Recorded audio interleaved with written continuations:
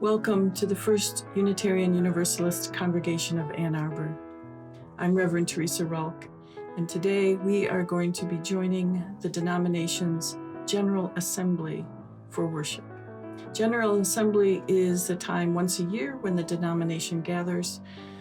This year it's all virtual, but it's a time for folks to gather and learn and grow through presentations and seminars and lectures. It's a time for the denomination to conduct its business and elect officers. And it's a time for us to find spiritual sustenance in the community, in this very, very large community. And so today we are going to join the General Assembly's Sunday morning worship, which is being offered by First Universalist Church of Minneapolis. Will you join me?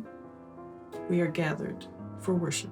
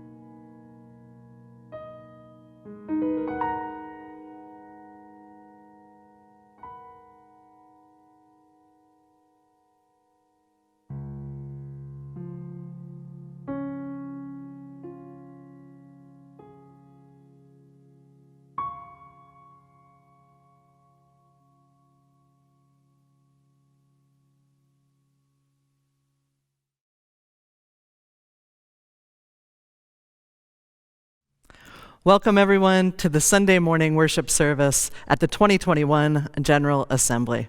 My name is Jennifer Crow, and I'm one of the ministers at the First Universalist Church of Minneapolis, and we are so glad that you are here with us.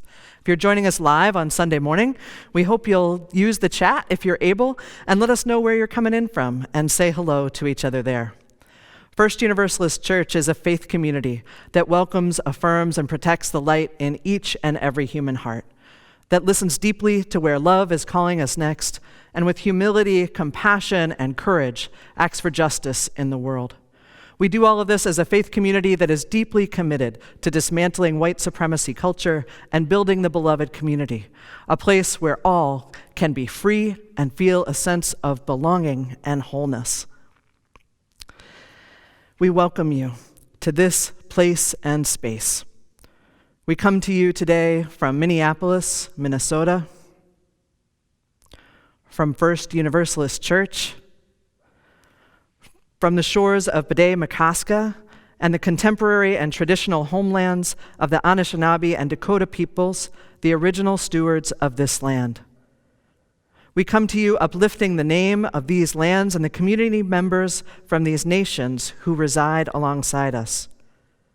We come to you from Falcon Heights, from Brooklyn Center, and from George Floyd Square.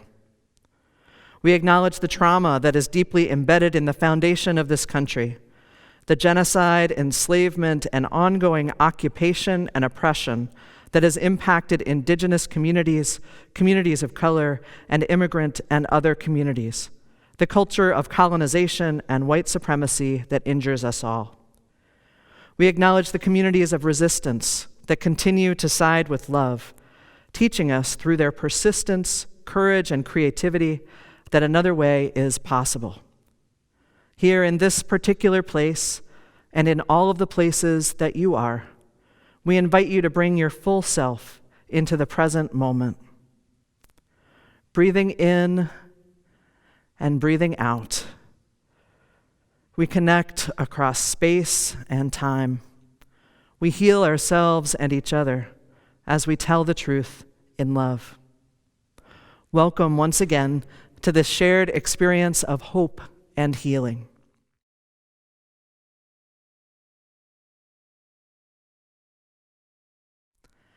Our chalice lighting today is led by some of the members of First Universalist Church's single parents community. These families have been meeting faithfully together over Zoom throughout the pandemic, offering care and support to each other during these challenging times. Please join us in lighting your own chalice as we light our chalice led by Reverend Sarah Smalley and these families.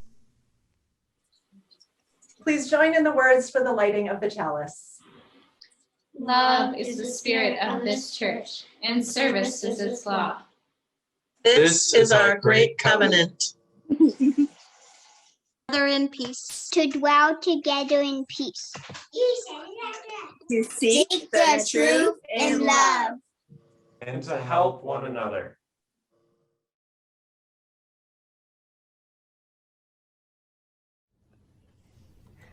Love, love, love. All we need is love, love, love. All we need is love, love, love. All we need is love, love, love. All we need is love.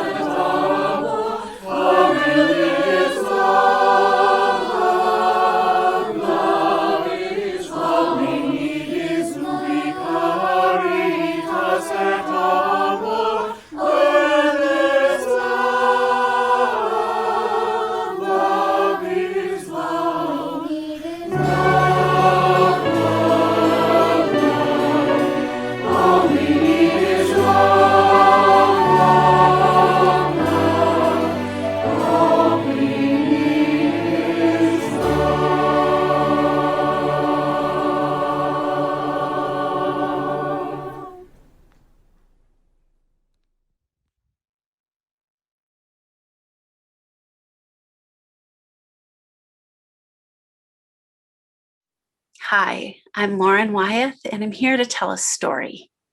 And in particular, I want to talk with the kids because I'm going to tell you about a time, kind of a long time ago, when I learned something really important from my son. My son Ames and we were hanging out one Sunday afternoon, not really doing that much. And apparently I was humming under my breath. I was humming this tune. And Ames was about maybe 5 years old, but somehow he'd never heard this song before. So he asked me to sing it to him. And so I did. It's the one that goes like, on top of spaghetti all covered with cheese, I lost my poor meatball when somebody sneezed. And Ames listened really closely. And then he got really serious and he demanded, sing the rest. And so I did. It rolled in the garden and under a bush it goes. And then at that point, Ames's lower lip starts sticking out and his forehead starts getting all wrinkled up. And I was surprised. I stopped and I said, what's up? Are you okay, honey? And he goes, keep singing. So I did. But when I sang, and then my poor meatball was nothing but mush, Ames just started crying, tears running down his face.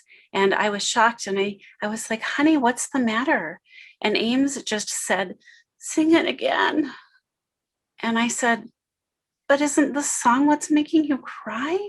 And he nodded and I said, but I don't want to make you cry. And he goes, Mama, sing. Now, I really didn't want to sing something that was clearly breaking his heart, but Ames was 100% clear. So even though it was really hard to do it, I sang the song again and he kept crying. And then he wanted to hear it all the way through again and then again until finally he was all cried out. And only then, when he was resting his head on my shoulder and he was patting my arm, really exhausted, only then was he ready to talk. And I asked him, what was making you cry? Was it that they lost their lunch, that their lunch rolled away? And Ames told me, no. And I could tell it was really hard for him to say this next part, but he said, it was the poor meatball. Poor meatball. Well, ever since that day, Ames and a lot of other kids too, many of them at my church, they've been teaching me something really important. They've been teaching me that when we feel compassion, when that wells up in us, it's natural and it's good to move in closer, even if it hurts. So we can use our hearts and our minds and our bodies to understand what's happening. And when we grown-ups, when we try to distract kids from what's painful or broken that they notice in the world, we're not actually helping you. I didn't know it back then, but Ames really needed me to sing so that he could better understand the meatball. Now, sometimes we adults might feel unsure about whether you're ready for certain conversations, because sometimes really young people ask really hard questions, like, why doesn't that person have a place to live? Or why are the police hurting people instead of protecting them? Or what if my pronouns that people are using don't fit? What then? But if you're asking, you're ready. You're ready for the conversation. You want to understand, right? And it's our job. It's our job as your grown-ups to be ready when you are and to go there with you. Now, several years after Ames insisted I sing about the meatball, he and his brother discovered this series of books called The Hunger Games. And those books have so many sad parts. In fact, they have some really, really upsetting parts. And some of the grown-ups that I know told me they didn't think my kids should even be allowed to read those books. But I didn't believe that because of this lesson kids had already taught me. I figured out that I think the Hunger Games books and movies were really popular for a good reason. And I think it's because they are about make-believe kids in a make-believe world where terrible and dangerous problems are right in front of them. And where many of the make-believe grown-ups don't really seem to understand how scary and wrong things have become.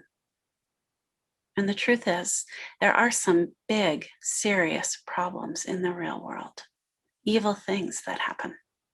And kids are right to look for stories that help them think about why that is and what we might be able to do about it.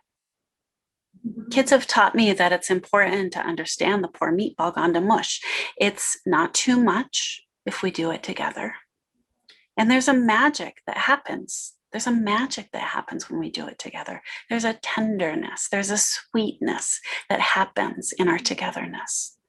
There's freedom, and there's a healthy kind of power in our togetherness.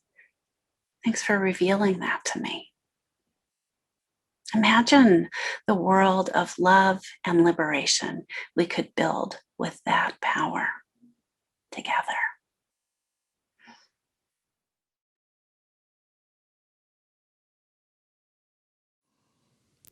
As we do every year at General Assembly, this morning's offering will go to a 501c3 that describes themselves as a multiracial, interfaith organization committed to justice issues of greatest importance to the residents of Milwaukee, a city afflicted with racialized and concentrated poverty. This year's collection will benefit MICAH, Milwaukee Inner City Congregations Allied for Hope, and joining us now with more information is Lisa Jones, MICAH's executive director and lead organizer. We rise. Hello, Universalists and Unitarian siblings. My name is Lisa Jones, executive director and lead organizer at MICAH, Milwaukee Inner City Congregations Allied for Hope. MICAH thanks Unitarian Universalist Assembly and our local UU congregation for choosing us to be your special plate collection for your General Assembly. MICAH since 1988 has been on the ground and in the fight for permanent beloved community that Dr. King spoke about. I'd like to share with you a video of our work over the last 2 years.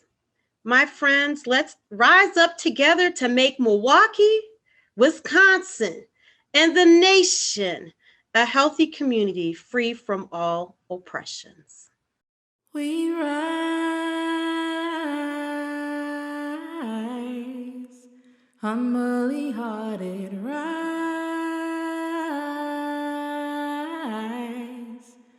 won't be divided, rise,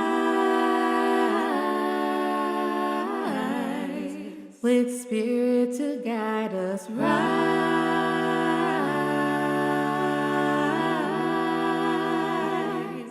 in hope, in prayer, we find ourselves here in hope, in prayer, we're right here in hope, in prayer, we find ourselves here in hope, in prayer, we're right here and we rise,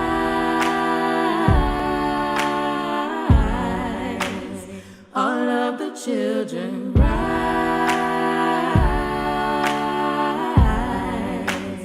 elders with wisdom rise, ancestors surround us, rise,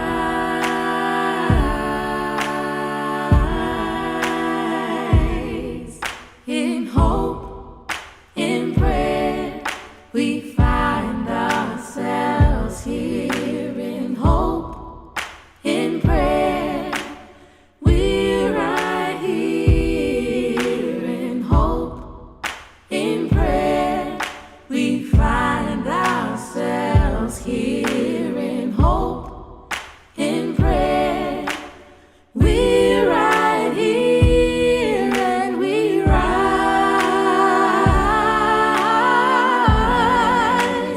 up from the wreckage, rise with tears and with courage,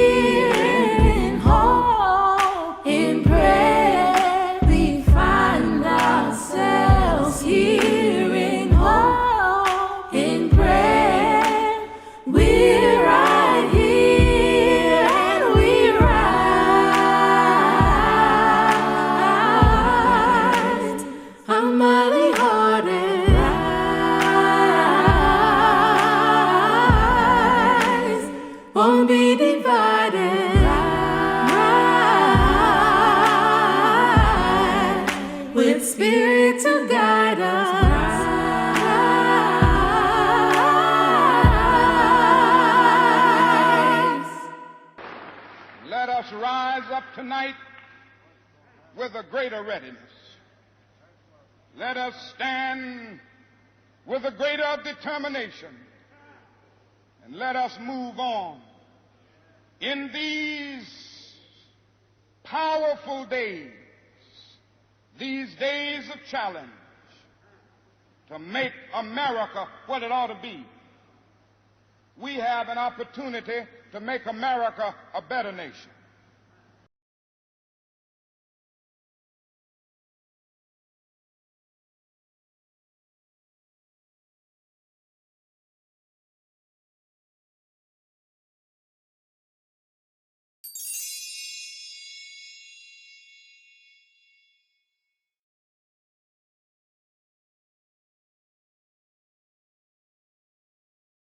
Good morning. I'm Aimee K. Bryant. I'm the artist in residence here at First Universalist Church in Minneapolis. For Black people living through the tyranny and oppression of anti-Blackness, singing can be an act of rebellion. It is technology for self-care, and it can also be a cauldron for cultivating joy. I offer you the following humming meditation in the spirit of that resilience and revolution. So I'm inviting us into a body-mind meditation together today. You are the expert on your body-mind. Please change or adapt any of the instructions I'm about to share to meditate in ways that honor and support your body-mind. Find a position that honors your being, that helps you be more comfortable. Relax your gaze or close your eyes if you prefer. Take in a slow, easy breath. And on whatever note you like, please hum. Let your body tell you when to inhale and when to hum. There is no one to keep up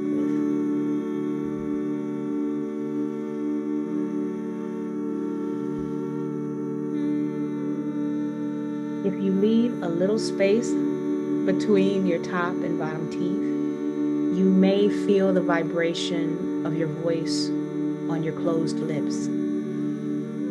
As you hum, give all of your attention to the feeling of the hum in your body.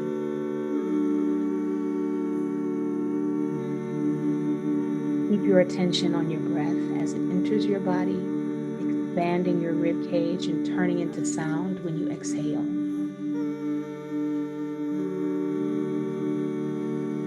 Feel free to change notes as often as you like, and as you raise and lower the notes, notice how the location of the vibration changes.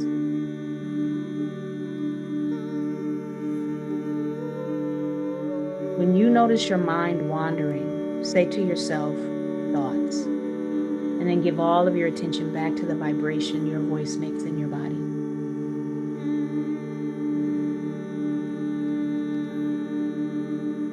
When you need to rest your mind, you can take a little refuge in the feeling of your own voice. So that's one way you can use humming to quiet your mind. Continue to hum. Another way is to focus the healing energy of the hum directly onto your emotions. As you continue to focus on your breath and vibration, take a moment to identify where whatever emotion you're feeling is living in your body. Let go of the story, the why of it, and just observe the emotion in your body.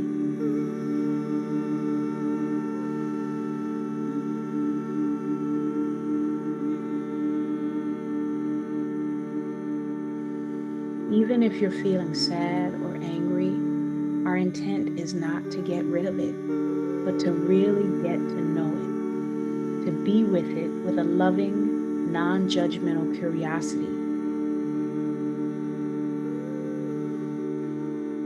If you are happy and hopeful, really pay attention to that too. What is the sensation of the emotion in your body? Is it hollow? Is it hot? Is it does it live in your body? Is it in your forehead, in your throat, maybe in your chest or your abdomen, maybe in your pelvis? Place your hand on the spot where you feel the emotion in your body. Continue to be with the emotion with a loving curiosity, and on your next exhale, send your hum to that spot. Really bathe that emotion and that part of your body in the healing sound and vibration of your voice. Give it a vibrational massage. You can sing to your sadness and your anger. You can acknowledge when you're having a hard time and still love yourself through it, even the hurting part of yourself. And you can amplify your joy. I'll stop talking. You keep humming.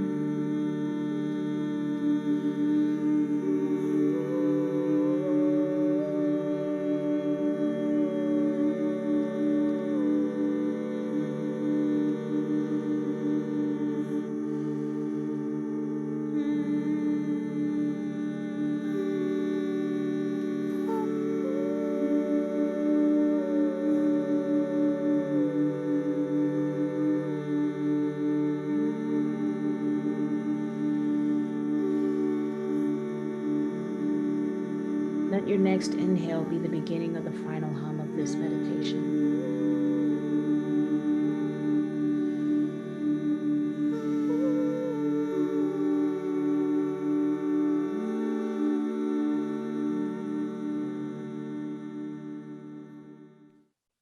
Now that you've stopped singing, notice how your body feels now.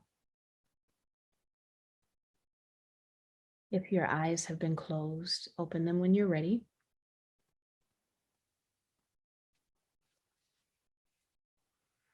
Singing is a component in rituals across cultures because of its healing power. I know part of the way that Black people survived slavery and all of the oppression since is by singing our way through.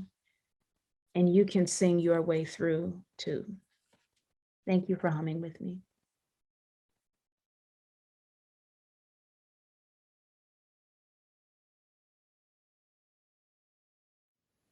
My name is Arif. Welcome to a time of prayer. I invite you to put down what you're holding. Let your body come into presence and awareness. Yo soy Julica.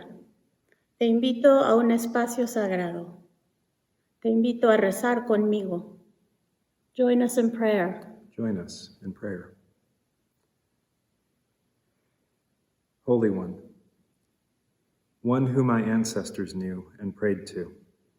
Dios de mis antepasados. God we know by many names, and God we know beyond all naming. En el nombre de lo que amamos y lo que cuidamos y lo que buscamos. How can love win, beloved? How? Everywhere we look, there is violence and destruction. The land is burned and burning. The seas are boiling and rising. Countless beings lose life every single day. Where is love winning? No te encuentro, diosa de mi vida. No veo la salida a todos nuestros problemas. My heart breaks every time I open to what's going on around me. I can't change all of this. Es demasiado. It is too big. It is too much. I am too small. I am too alone. Hear my prayer of lament. Acompáñanos, Dios de la justicia. Ven a nosotros. Hear my prayer of hopelessness. My heart is broken. May I rest, may we rest in broken-hearted silence.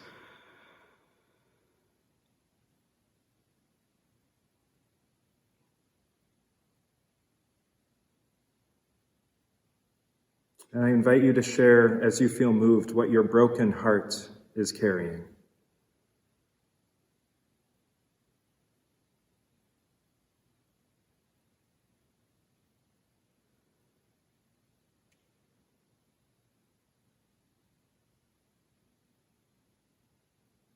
Out of this silence, I hear the voices of my ancestors. I hear the call of the future. My great-great-grandchildren call to me. The world is too big when I make it too big. My work, our work, is maybe not to win, but just to try. Maybe love is already winning. El amor ya está ganando. My great-great-grandchildren are cheering us on. You don't have to win everything, just hold the space. Just hold the space. We are coming. Ya venimos. Love wins when my resolve does not waver. Love wins when I nourish even a tiny ember of hope. El amor gana cuando me pinto la cara color esperanza. Love wins every time one of us takes one small action in the service of a wider and bigger love, a bigger we. Then hear our prayer of hope. Hear our prayer of possibility.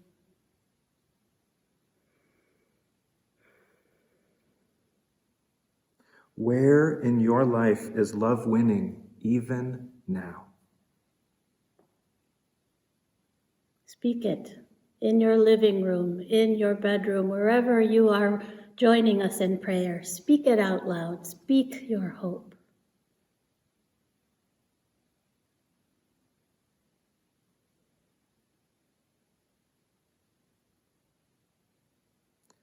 We may or may not change the world. That is not ours to know, but love wins when we hold on to ourselves. When we hold fast to one another. When we keep faith with each other and make room for more and more and more to join us. Juntos, adelante, más y más cada día. Just hold the space. We are coming. Amén. Bendita seas, benditos seamos todos. May it be so, and blessed be.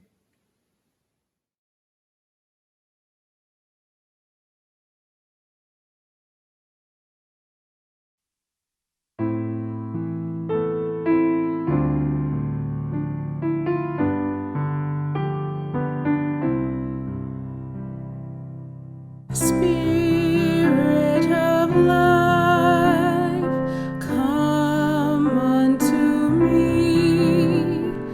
Sing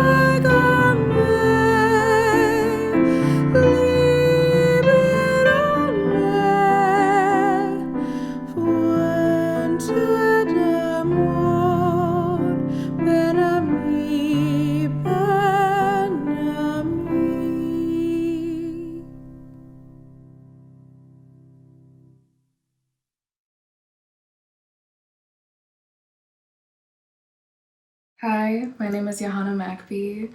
I'm a member at First Universalist Church, and I also serve on the Board of Trustees. Today I'm going to be reciting a poem by Reverend Teresa Ines Soto. It's called Everything is Still on Fire. Everything is still on fire. Despite your best efforts in addition to living, it is clear that fire or not, you must level up in what it means to thrive. Right now, that means wrestling with the truth and the fact that everything is not your fault.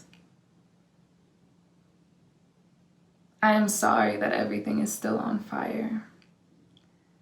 Once hate catches the winds of not my problem blow and blaze, it is hard to stop. But hard is not impossible. Not yet is different than never. You, in community, have an answer. You have a response to systems of power and control and to the cost of suffering. You and your community together are the answer. You are not only a people of flame, but also a people of cold, clear truth. You know both where you fall short and where you flourish and where you still reach. Everything is still on fire, but all is not lost. You remain more nimble than steadfast, more unshakable than swayed by the latest rage. You are here to put out the ravenous flames and heal the world.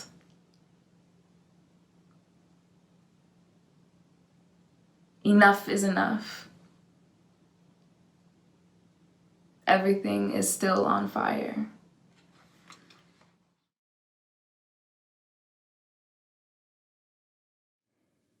In 1967, Douglas Turner Ward wrote a play called The Day of Absence.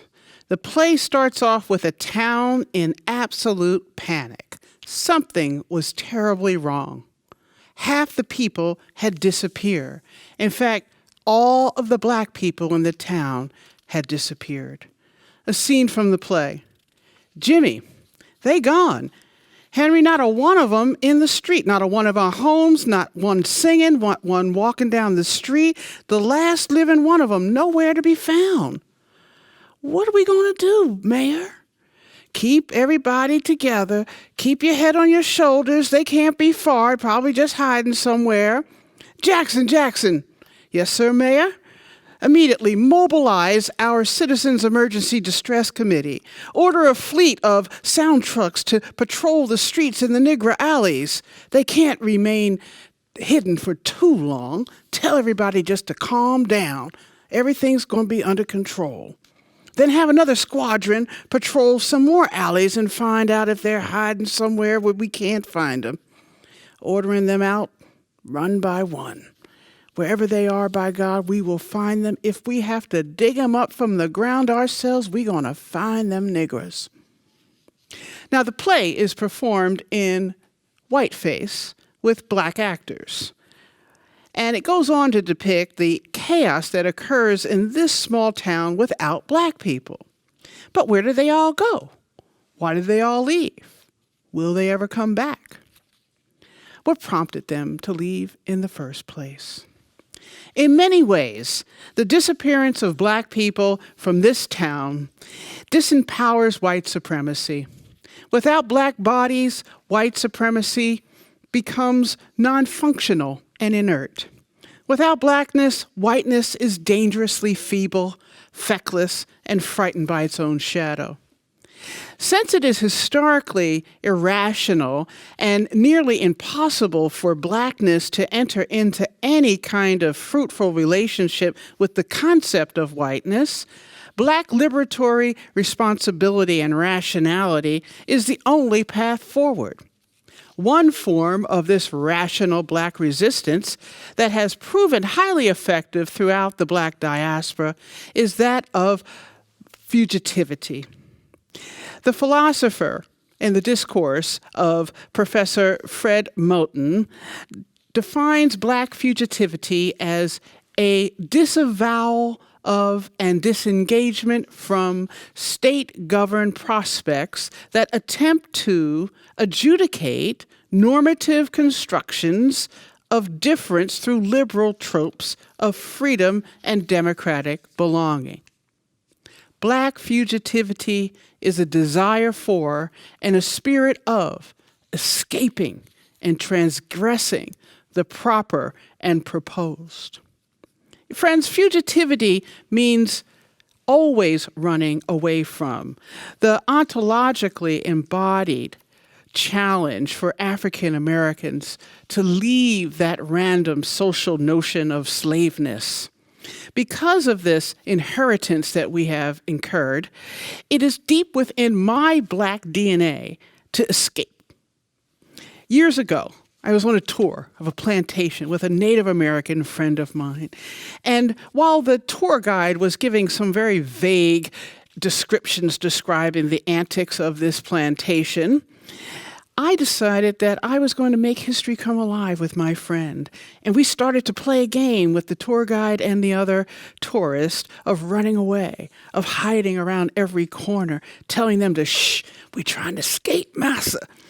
We attempted to do this throughout the tour, and while our reenactment caused great consternation for our guide and the other tourists, it was the only response we could have had, freeing ourselves from the proper and proposed government-sanctioned limitations placed on us by this historic plantation. The demarcation of Blackness necessitates our fugitivity. In the play, Blackness disappeared from that town. They left because of the gratuitous acts of harm inflicted upon them. They left because they had plans to build communities like the Blue Maroon community in the Blue Mountains in Jamaica. They left because they had ideas to produce an economy like the fabulously wealthy Black Wall Street of Tulsa. They left because they had dreams for their children in the swamp schools on stilts off the eastern shores of the Carolinas. They had visualizations of independence, of self-reliance, and of joyous segregation. I came to Unitarian Universalism with a free-thinking, unapologetically human-centered belief that was unshackled by any kind of proper and proposed notion of religiosity, superstition, and trickery. Black fugitivity is supported by our first principle because fugitivity supports the act of self-directed inherent worth and dignity. Not the worth and dignity ascribed by others who simply want to see my Black body next to them in a pew to smile at me on Sunday. No. A worth and dignity that is ascribed by us for us, because we want to love ourselves and we want love to win first.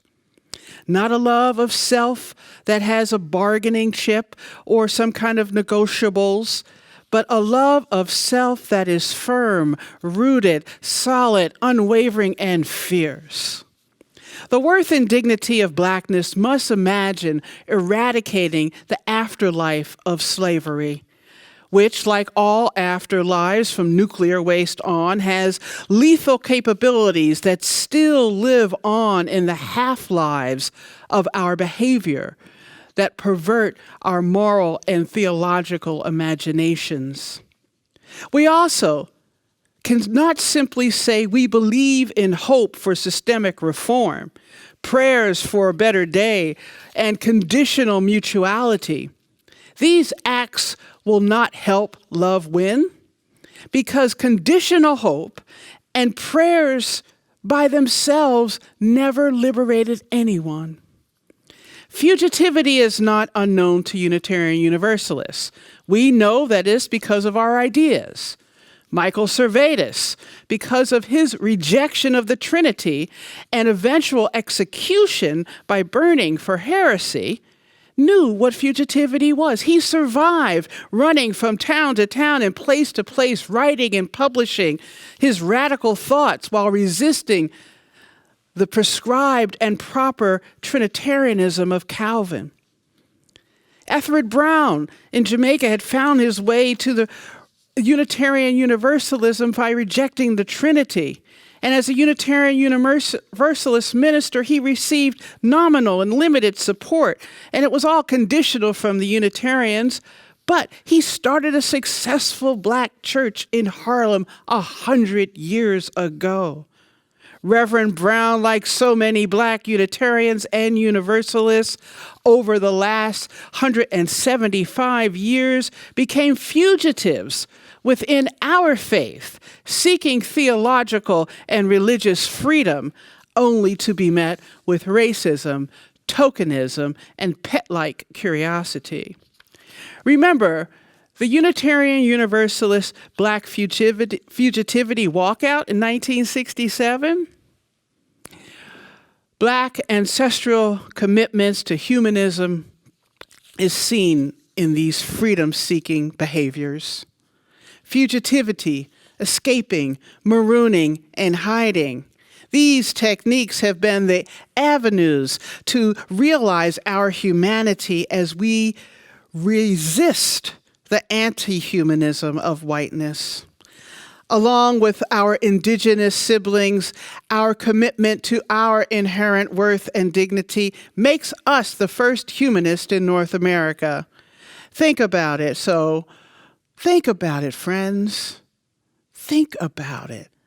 Will the black people ever come back to that town? What happens when we focus on the fugitive instead of the emancipated? What might we learn about justice from the runaway slave, the outlaw, the maroon? Is justice something that is state-sponsored and can be bestowed, or must it be fashioned from the broken shards and bits and pieces of life in the swamps and the hills seeking freedom? Can the memories, experiences, and unreconciled grievances of fugitivity expand our vision of the future in America? Now, at the end of the play, the town is in absolute disarray. In fact, they're thinking of calling in the National Guard to do laundry and cook for them. They just don't know what to do without blackness. The mayor pleads on a loudspeaker, "Please come back, y'all. For my sake, please, all of you, even you questionable ones, I want you to come back. I promise no harm will be done to you. There will be no revenge disallowed to you. We'll forgive everything. I'll kiss even the feet of those shoes of the first one that walks up and returns to show up. Just come back, please." In the next scene, the play ends as it starts, with Clem and Luke sitting side by side talking, when one of them noticed Rastus coming down the street. "Is that a Negro? I see. Sure does look like one to me." With their backs, single file, held high and straight, looking forward, they returned to the town without a word. They acted as if nothing has happened when asked where they were. You see, the fear of fugitivity changes things. I would like to believe that they came back because the town had developed a powerful new vaccine or an antidote to white supremacy culture. Is that possible? Friends, create a container with your arms and open up your own moral imagination. Visualize the words, behaviors, gestures, and impulses that bring forth a new world that blackness can return safely to. Let us create a vaccine for the contagion of white supremacy. Let's replace the symptoms of perfections with the cure of appreciation. Can you see that? Let us replace the urgency of white supremacy culture with measured discernment. Let us acknowledge our fear and relinquish defensiveness. Let us replace the characteristic of objectivity with particularity. Let us replace the characteristic of power hoarding with sharing and listening. Let us replace the characteristic of fear and open conflict with honesty and authenticity. Let us replace the characteristic of paternalism with real mutual regard. Let us stop thinking there's only one right way and cultivate cultural humility. If we do this, we will replace some of our individualism with communion. Now that we are filled up with an aspiration to imagine a new culture, ask yourself, friends, this question. Is this country, is our faith, is America ready for the fugitive to really return? Is this country redeemable? What will you do to help us figure it out? Blessed be and amen.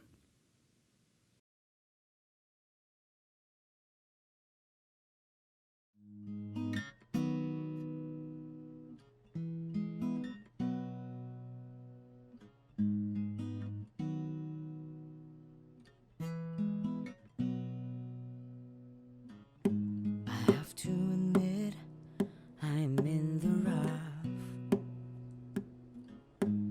Try to forget, but it's just so tough, yeah. Hungry for peace, and whenever I ease it, the more it just breaks me down. No, but I still hang on. So if there's no pressure, there'll be no diamonds. So I don't mind it coming my way, no. I'm tired of putting out the fire. Freedom is all I desire. If there's no pressure, there'll be no diamonds. And I know I will be a diamond. Diamond, diamond, I know I will be a diamond, diamond, diamond.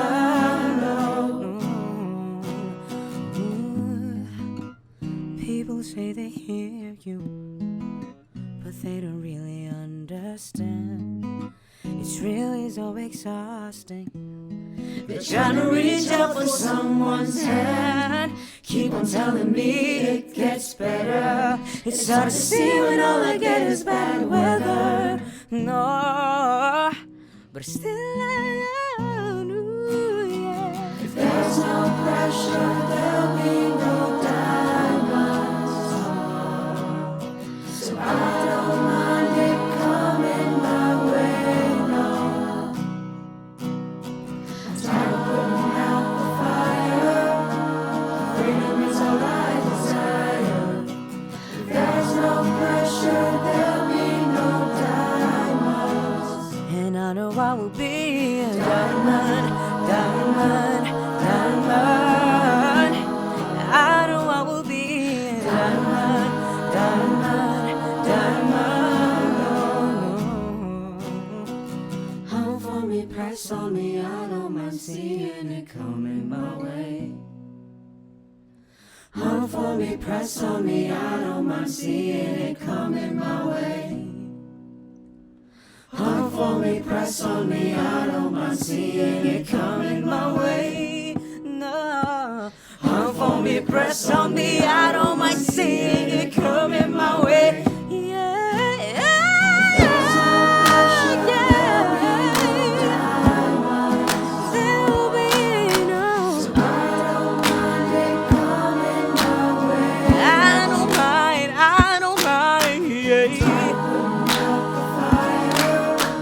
Freedom is alive.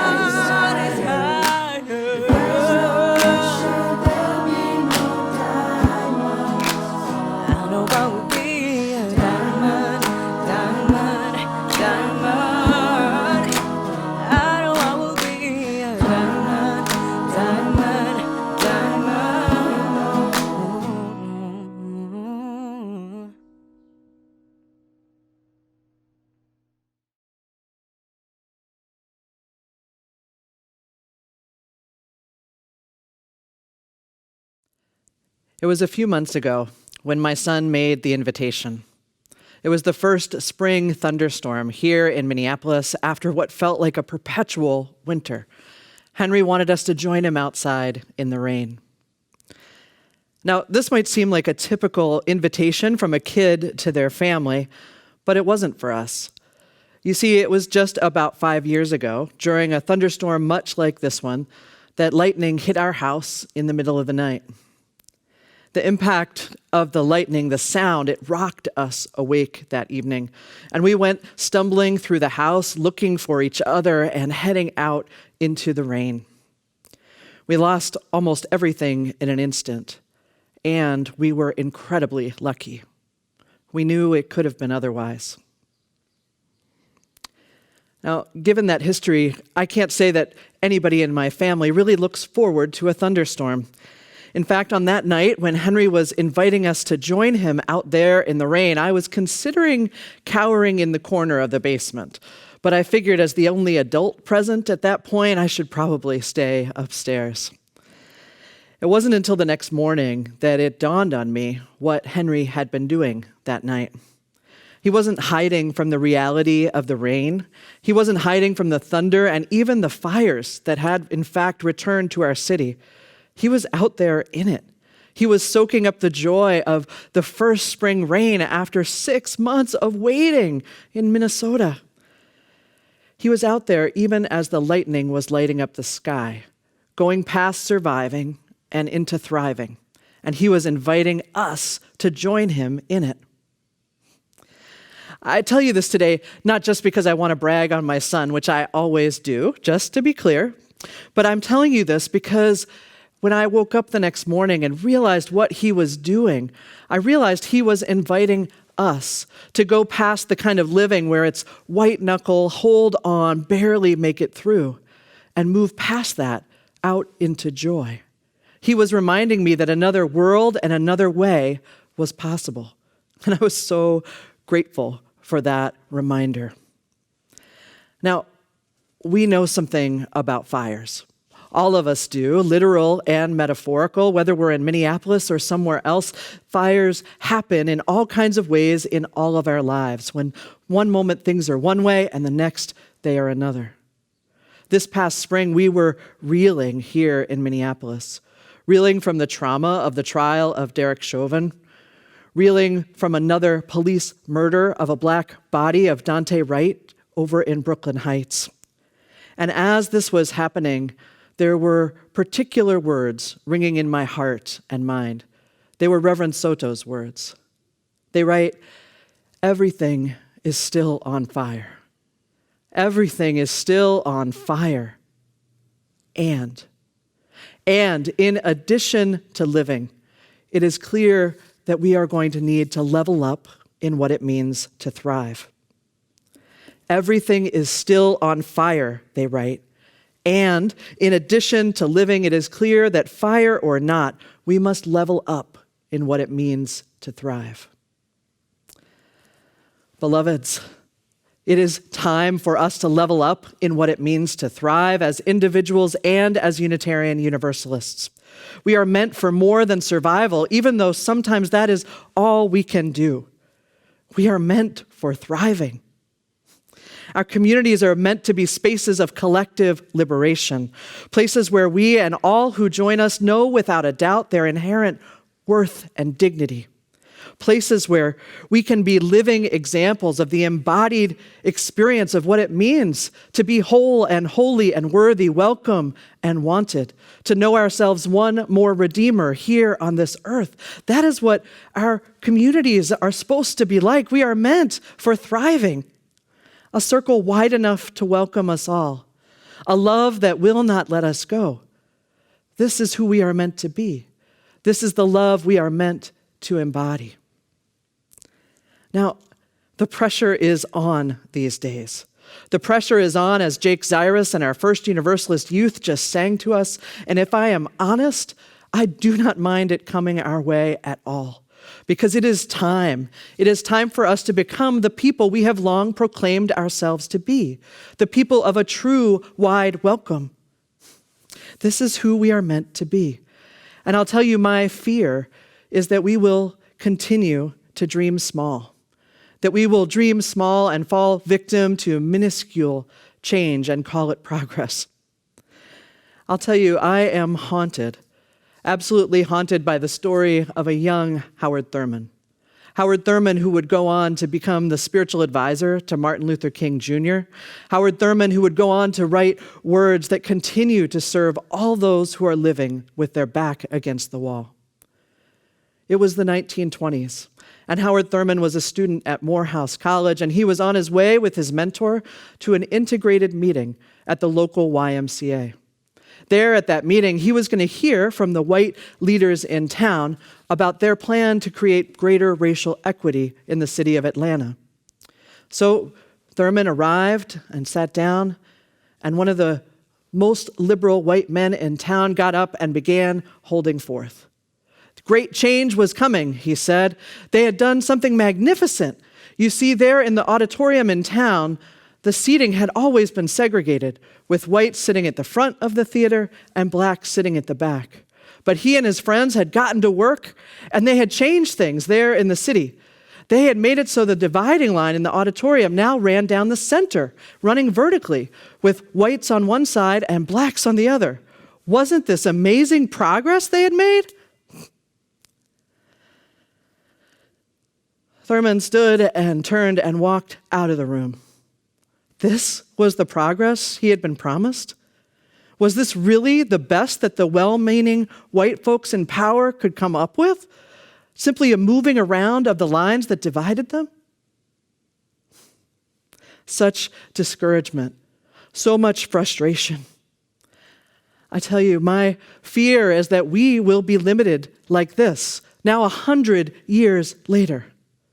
That somehow we will still fail to imagine progress and change big enough to be worthy of the legacy we proclaim. That is my fear for us.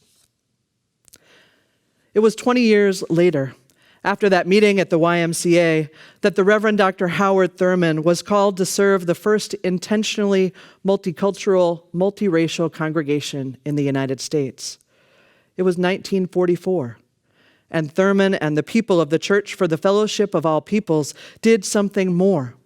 They'd stopped moving around the lines that divided us and instead created a community that truly welcomed people of all identities, where folks had experiences of the transcendent together and felt a sense of unity, a place where they lived into their faith and moved with action out into the world. They created a community of collective liberation, the kind we are dreaming of creating now. Even in a world where the fires keep on coming, it is possible for us to level up in what it means to thrive. And this, friends, is the kind of transformation I am inviting us into as individuals and as Unitarian Universalists. Even in this society that is so broken and so soul-breaking, we are called to live lives and create communities of collective liberation, places where we can feel joy, where we can be welcomed in the fullness of who we are, and trust that we will be welcomed in love with the wide embrace that we talk about. This is who we are. This is who we are called to be. We can do this. We can level up in what it means to thrive, to be the people of the wide welcome, to be part of a love that will not let us go, to stay in the struggle, friends, until love wins. May it be so, and amen.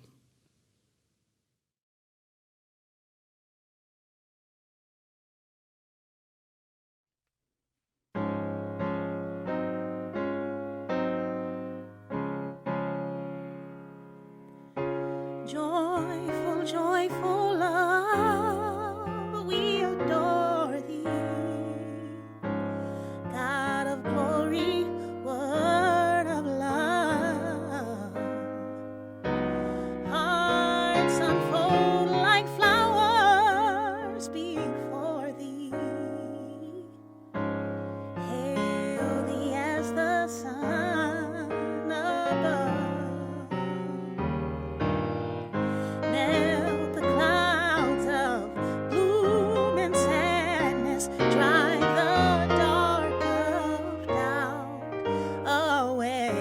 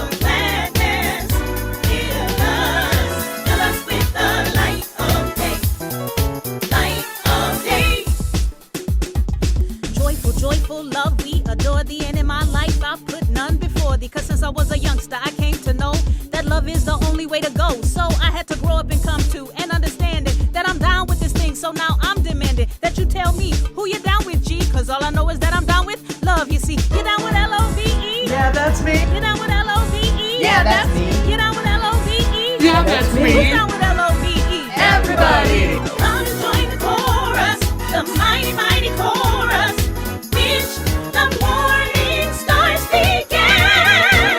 The option of love is right before us. By the way, what have you done for love lately? Ooh, yeah. What have you done for love lately?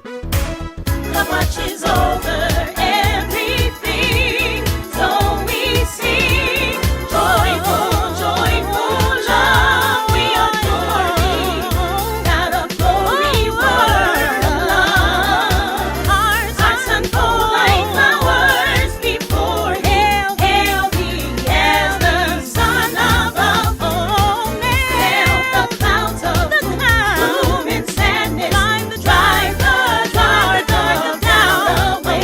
Drive it away, giver of immortal gladness. Heal us, joyful, joyful, we adore thee. Heal us, God of glory, word of love. Heal us, hearts unfold like flowers before thee. Heal us, hailing to the Son above. Heal us, melt the clouds of gloom and sadness. Heal us, drive the dark of doubt away. Heal us, giver of immortal gladness. Heal us, fill us with the light, fill us with the light, fill us with the light of day, light of day.